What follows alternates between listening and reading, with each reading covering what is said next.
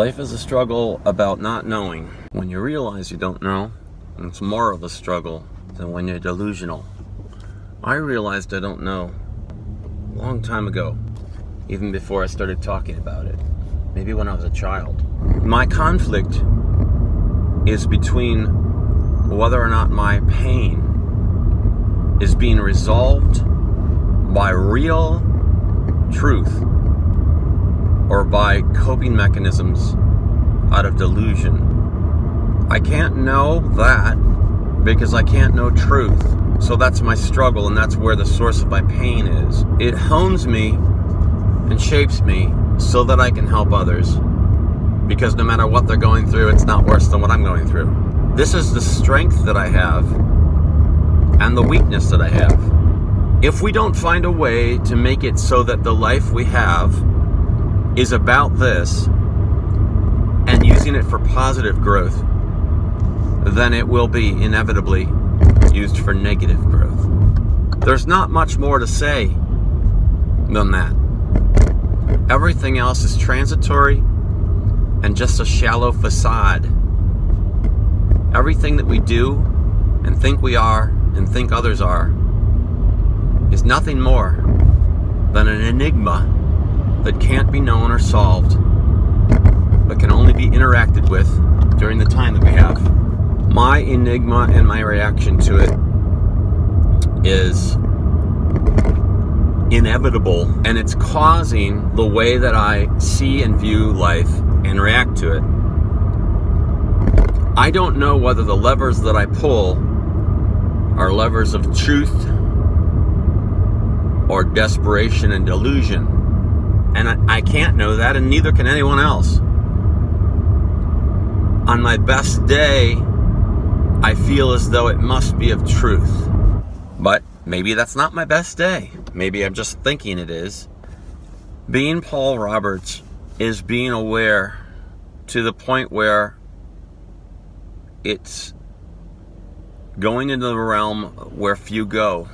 Admitting I don't know and suffering the fathoming of a great ability to think without the ability to know and have reassurance.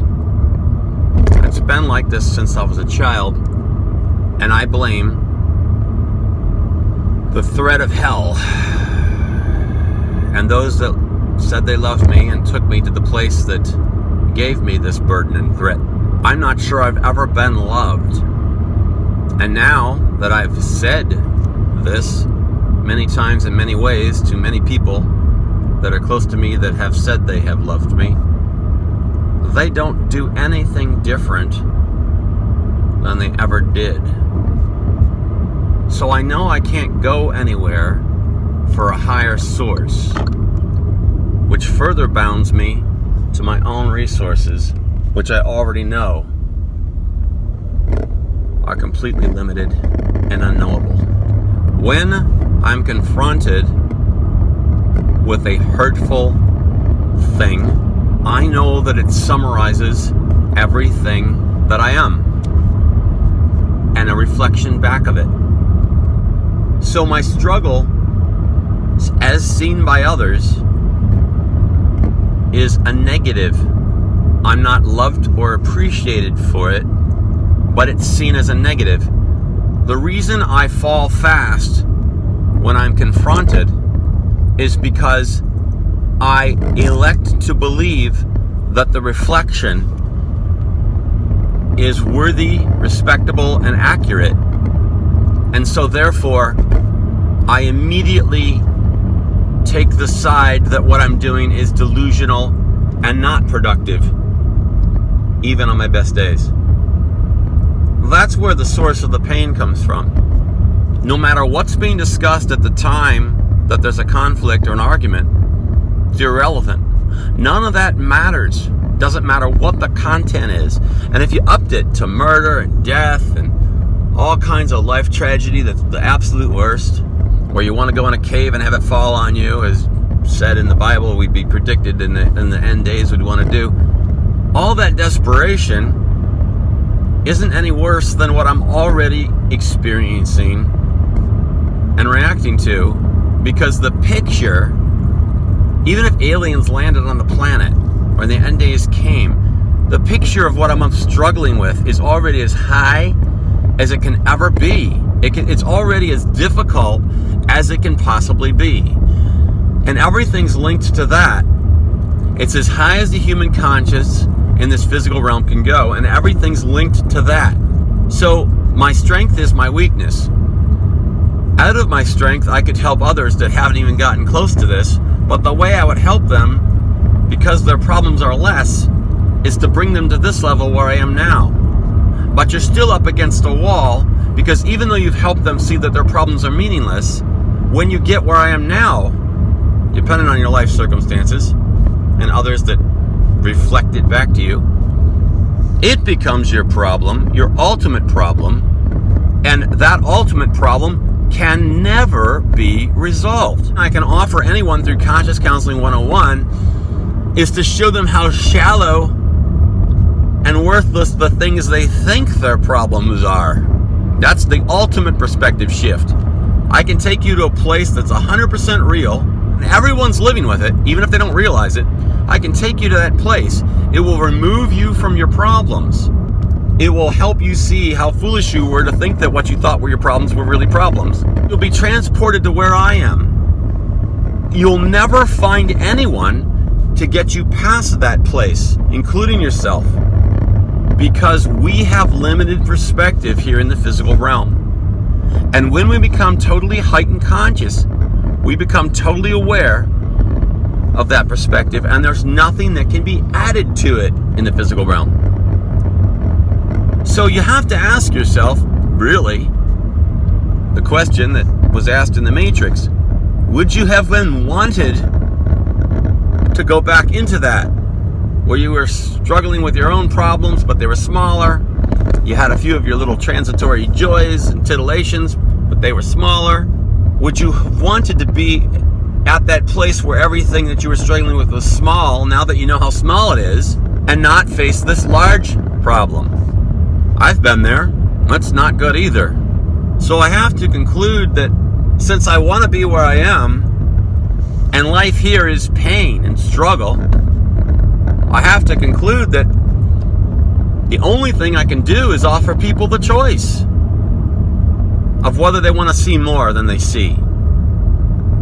But I can't release their bindings. I can't take away their suffering. I can only heighten their conscious. And that's saying something. The big but is that once that's done, they're only up to a bigger layer, a bigger level of where they're at. And things are harder to work out because you realize they can't be worked out. You know, if you have somebody that's got a vice or a problem right now, there are ways those problems can be worked out. They just don't know them, or maybe they're not disciplined enough to work them out.